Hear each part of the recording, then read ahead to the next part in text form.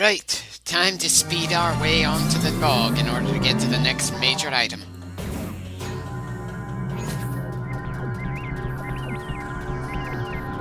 Or I can slow things down and explore the area a bit, since apparently there's a door we can unlock here that I didn't go through before for some reason. Maybe I just didn't have the translation software yet.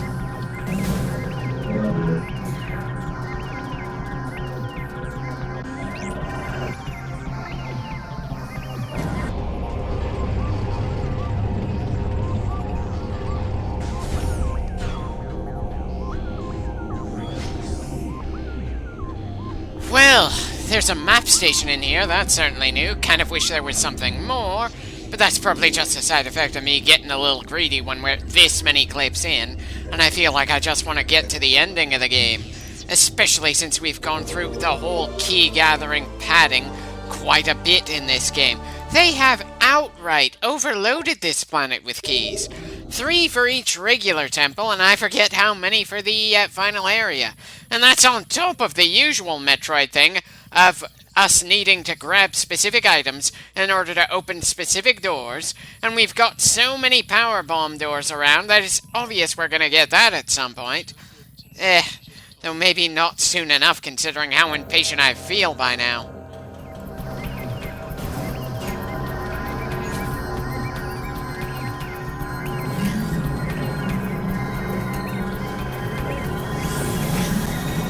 Right, too much to hope that we could get by the res bits without fighting.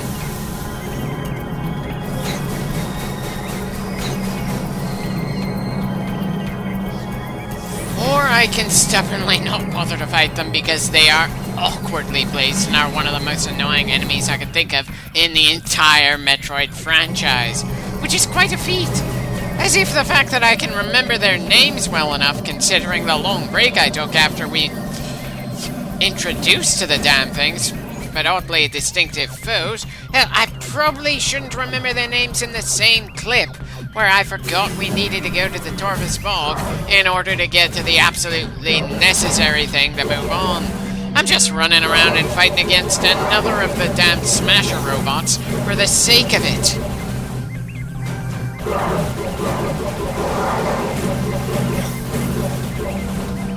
And taking hits we could easily avoid from the thing when we've got a good number of Ink Smashers easily so far.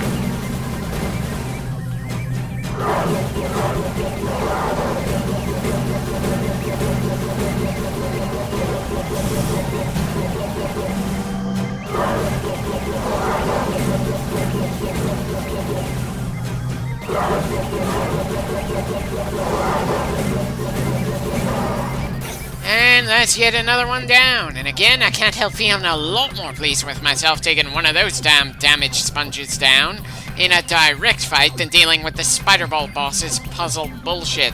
Granted, this game's bosses have a good deal of variety, and every one of them feels like an event, whereas the original Metroid Prime did a good job setting up the bosses, and yet the fight itself, well, with a few exceptions, it felt like a little underwhelming show considering the build-up. So yeah, improvements on that front, but there were consequences. And it doesn't make up for the fact that we're still fighting a war as the only active participant, or the overdone key hunting bullshit in the game, where some of our very weapons count as frickin' keys for various doors.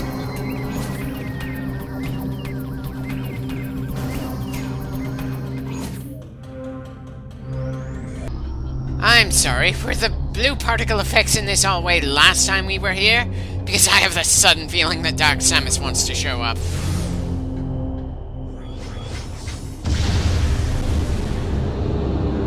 Ah, guess I did choose a nice time to slow the footage back down.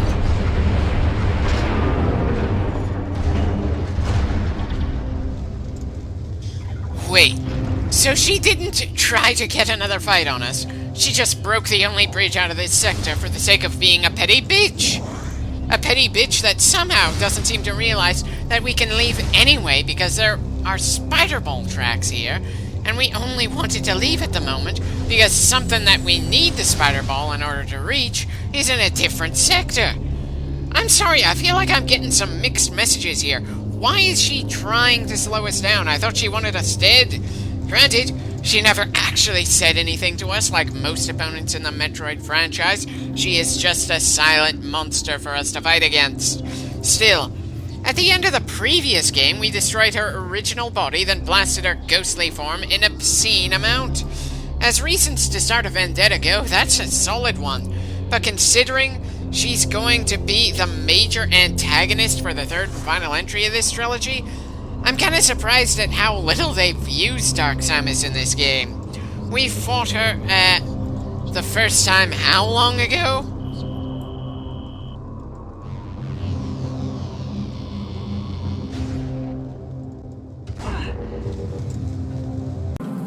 Okay, definitely not how they expected us to use the boost while spider-balling.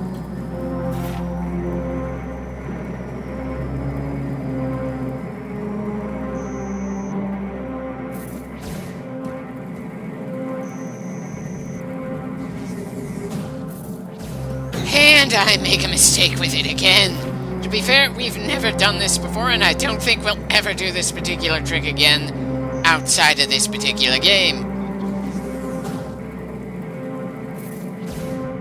And there we go. We're on the other side.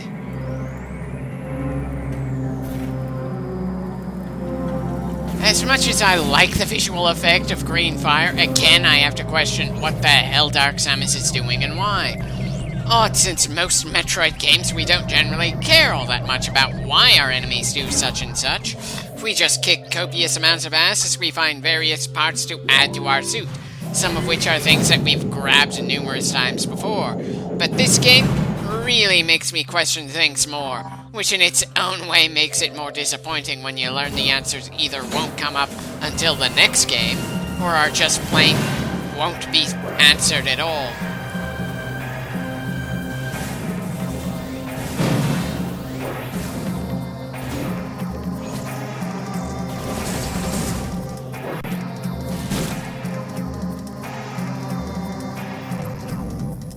Have I mentioned just how insane it is that I had a lot more fun with the absolute beginning of the game than any other part of it?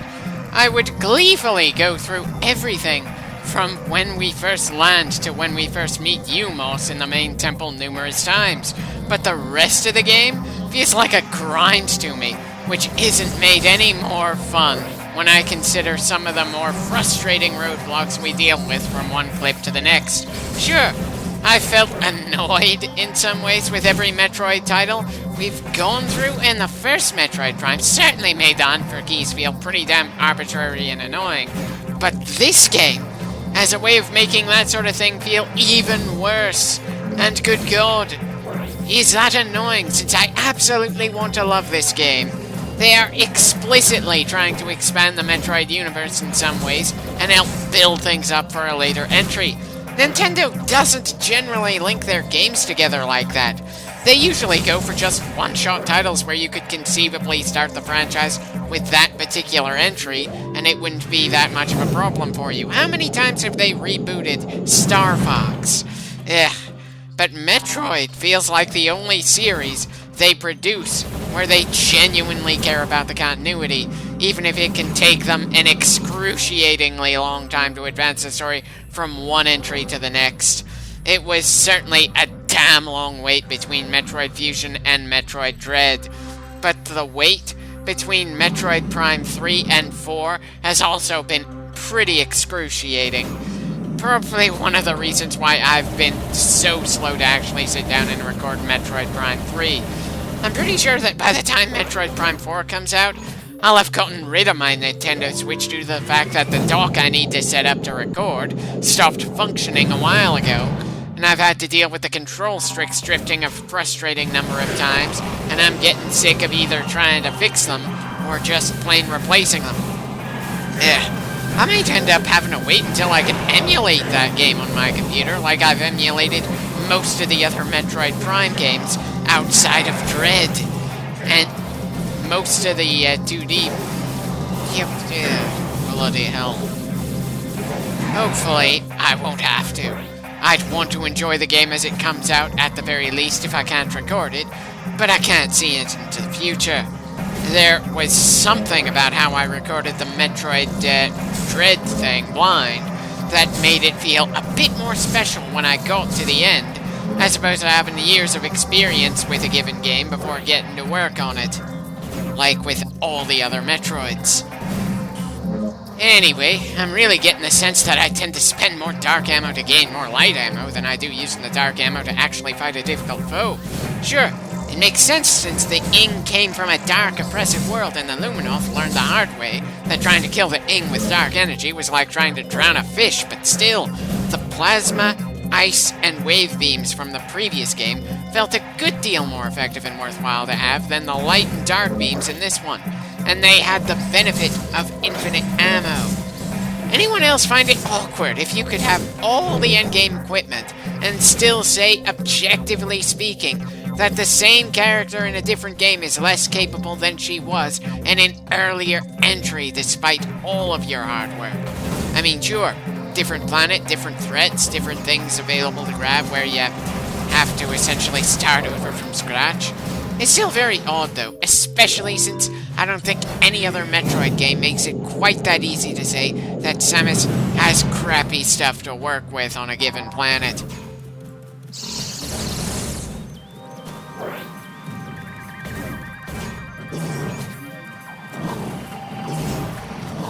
Part of me kind of wants to end the clip here, but I can definitely fit more in without any worries of going over half an hour, even if I don't do much fast-forwarding. And I'm going with the assumption that we have a lot more fast-forwarding to get through before we reach the actual next major moment. While lore entries and the occasional appearance of Dark Samus are worth slowing down for, they're just small snacks compared to a boss fight, getting a new major item, or exploring an entirely new set of rooms. Especially when we're this late into the second Metroid Prime.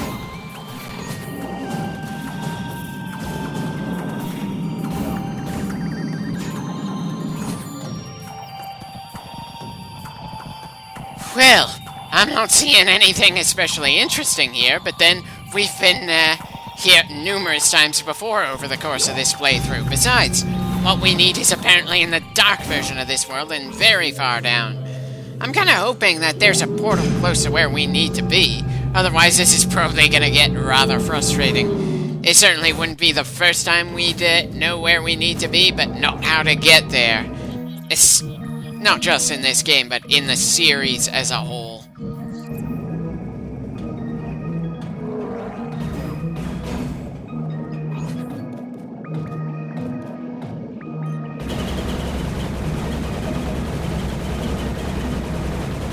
Part of me wants to feel guilty about blasting away all those normal-looking fish. The other remembers that just about everything tries to kill us when given a chance. So sometimes it's better not to risk the attack.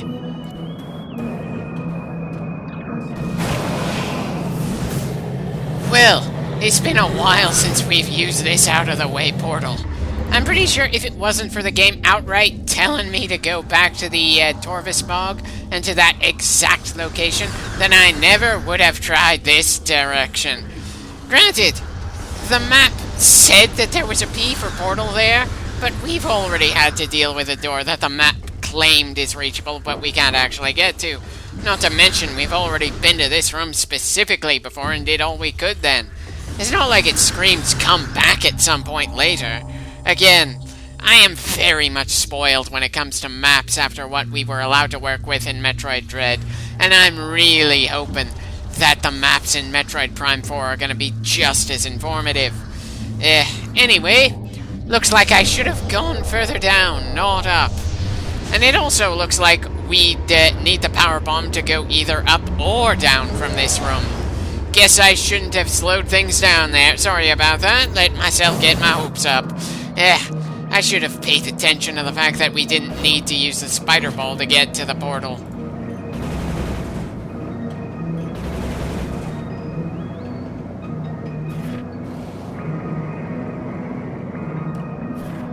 That's more like it. Let's see how long I keep the footage slowed down this time.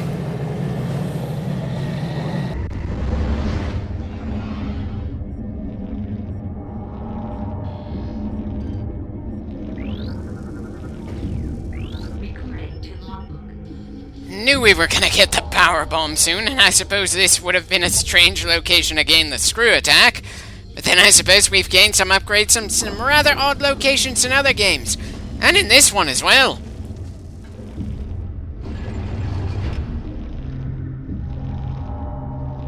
Okay, so we need the spider ball in order to accomplish much of anything against this boss.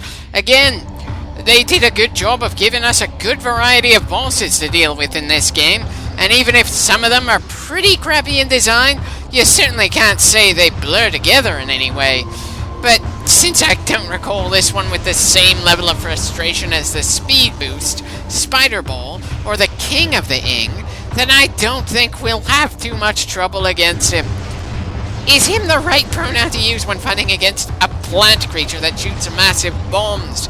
It's not like I've known too many plants outside of Pokemon and Digimon that have genders.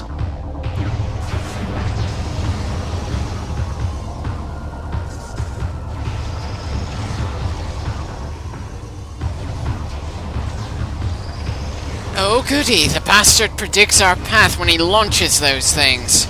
Annoying, but dodgeable, and certainly quite an easy puzzle boss to deal with in comparison to the damn Spider Ball Guardian.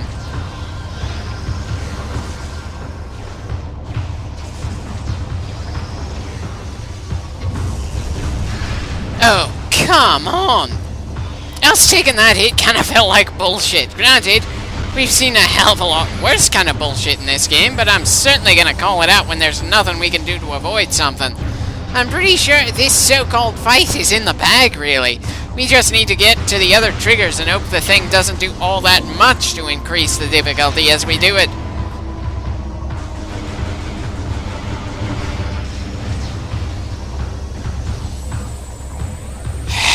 Why do I have the feeling that destroying the Lesser Ing isn't actually gonna mean anything around here?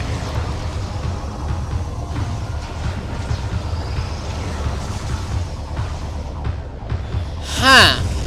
That next bomb just got erased from existence as we set the next trigger off. Maybe the previous hit we took as we finished the trigger was just a glitch or something. Ah, well, doesn't really matter. The only thing the monster is doing is increasing its firing rate as we take down more of its health. Annoying, especially since the environment is slowly killing us, but I'm not actually feeling all that pressured.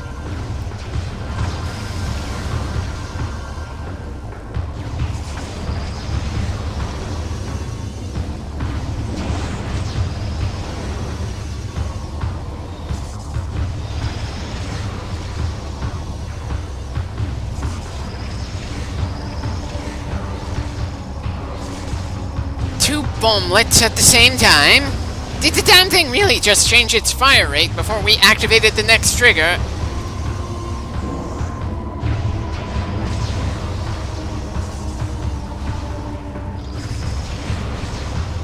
Okay, now it's suddenly back to shooting one bomb at a time.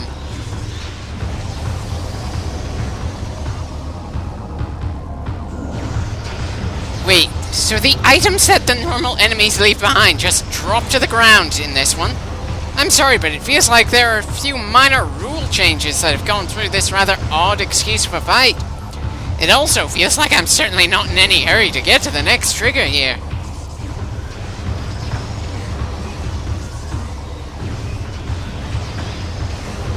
Yeah, this is taking longer than it strictly needed to.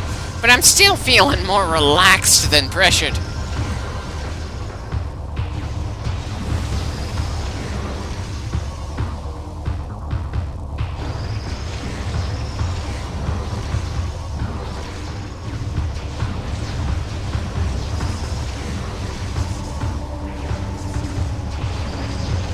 And there's the next one. Right, just one more to go and this Guardian is dead. So of course, this is gonna be when its bombardment is gonna be at its most intense.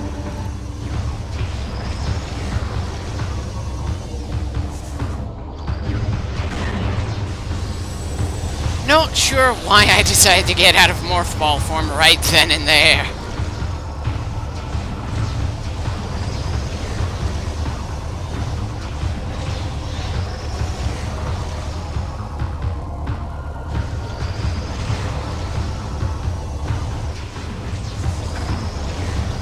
Darn, I was hoping we were just outside of that blast radius. You'd think I know just how far those things explode, considering the sheer number of explosions we've had to dodge here.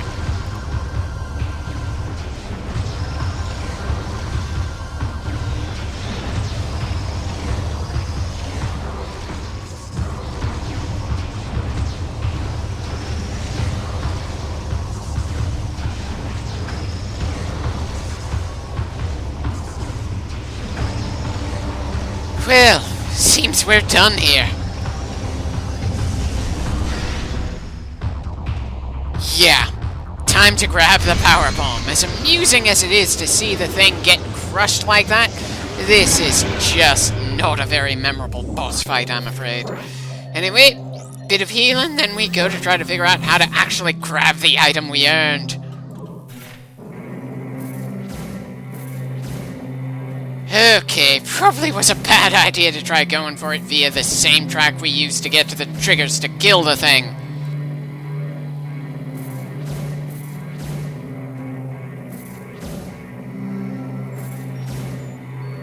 Huh, my mistake. That really was the path we were supposed to take. For a little bit, I thought we had to look for a spider ball track on the pillar that the boss was actually killed on.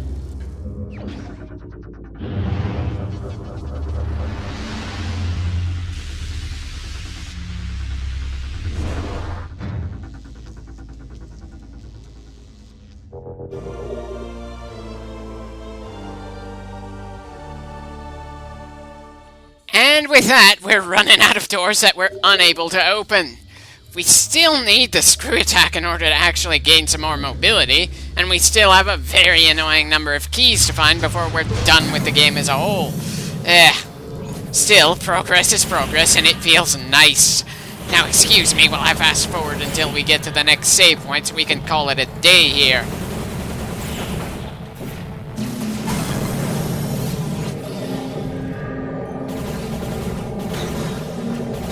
As usual, there's little to no point in killing the Ing that are barring our way, and it's not like I feel threatened by them.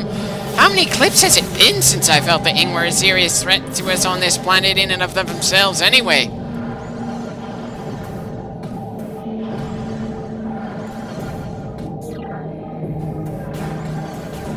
Huh. I'm getting the feeling that particular Ing is just glitched out. He's not moving, not corporeal, so he's not worth thinking about. Let's move on.